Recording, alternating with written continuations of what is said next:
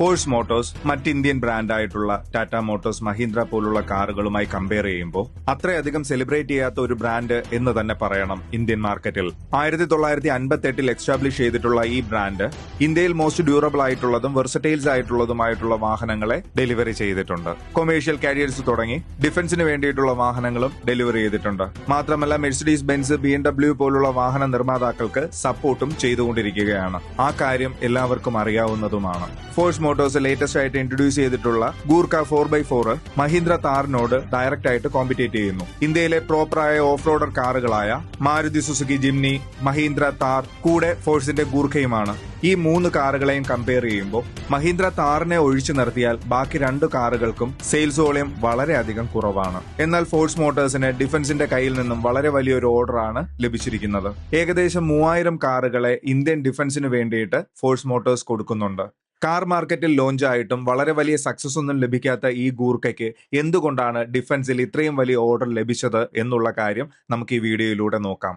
എല്ലാവർക്കും നന്മയുണ്ടാകട്ടെ. എല്ലാവർക്കും ഹൃദയം നിറഞ്ഞ വണക്കം. ഫോഴ്സ് ഗൂർഖയെ പവർ ചെയ്യുന്നത് 2.6 ലിറ്റർ ടർബോ ചാർജ്ഡ് ഡീസൽ എഞ്ചിനാണ്. ഇത് മെഴ്സിഡീസ് ബെൻസിനുള്ള എഞ്ചിൻ കൂടിയാണ്. ഇത് ഏകദേശം 140 HP-യും 320 Nm ടോർക്കും പ്രൊഡ്യൂസ് ചെയ്യും. 5 സ്പീഡ് മാനുവൽ ഗിയർ ബോക്സോട് കൂടിയുള്ള ഈ കാർ 4x4 പ്രോപ്പറായ ഡ്രൈവ് ട്രെയിനോടെ വരുന്നു. ലേറ്റസ്റ്റ് ജനറേഷൻ പ്രിസൈസ് കൺട്രോളും റെസ്പോൺസീവ് ഹാൻഡ്ലിംഗോടെയും ഈ വാഹനം നിർമ്മിച്ചിരിക്കുന്നു. ഈ വാഹനത്തിന്റെ ഓഫ് റോഡ് കാപ്പബിലിറ്റിയും ബിൽഡ് ഫോർ എക്സ്ട്രീം ക്യാരക്ടറിസ്റ്റിക്കുമാണ് ഈ വാഹനത്തെ ഡിഫൻസിലേക്ക് വാങ്ങുന്നതിനുള്ള മുഖ്യമായ കാരണം. ഇതൊരു ഓൾ ടെറൈൻ റെഡി മെഷീൻ ആയതുകൊണ്ട് തന്നെ ടഫ് സ്പെസിഫിക്കേഷൻ വെർഷൻ ആയിട്ടാണ് ഈ വാഹനം ഉള്ളത്. സ്റ്റാർട്ടിംഗ് വിത്ത് ഗ്രൗണ്ട് ക്ലിയറൻസ് പറയുകയാണെങ്കിൽ 233 mm ആണ്.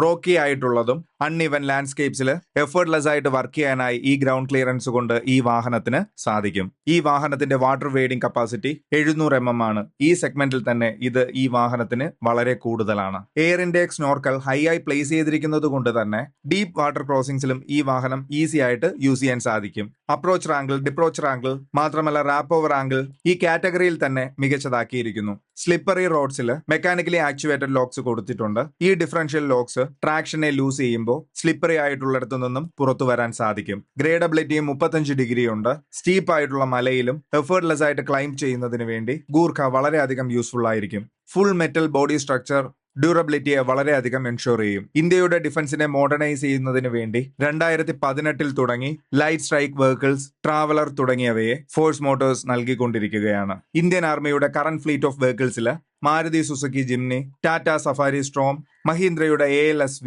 അതായത് Mahindra armed light specialist vehicle, Tata quick reaction fighting vehicles, അതിനെ QRFV എന്നാണ് പറയുന്നത്.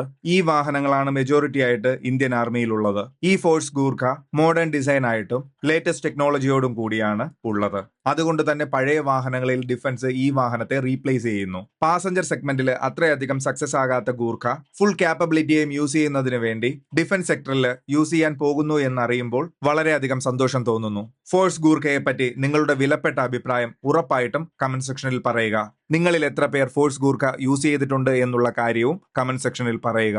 എല്ലാവർക്കും നന്മയുണ്ടാകട്ടെ. എല്ലാവർക്കും ഹൃദയം നിറഞ്ഞ വണക്കം.